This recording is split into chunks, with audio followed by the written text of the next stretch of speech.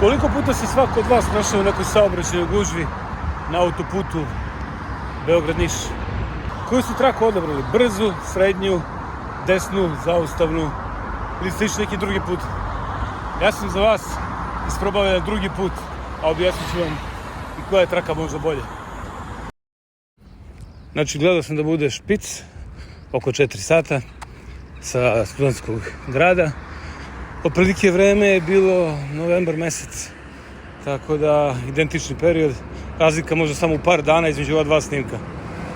Na levoj strani vidite da sam išao sve autoputem ravno do Mostara i u gužvi naravno, a desno sam izabrao put gde nema saobraćajnog kolapsa toliko, ali je malo dalji put. Sada će vidite otprilike koja je razlika, da li je bolje ići autoputem ili okolo naokolo.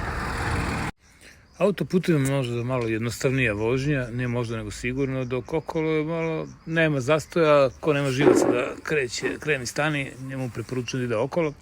Razlika kao što vidite samo u 2,5 km i vremenski je pa otprilike minut razlika.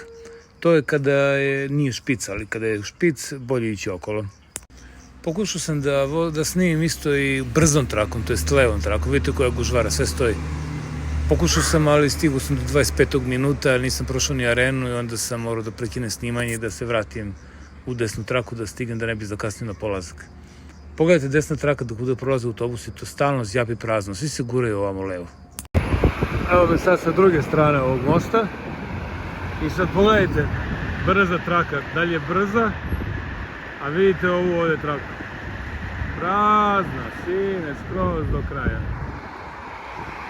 I zato je najbolje ići desnom trakom skroz. To je Februari.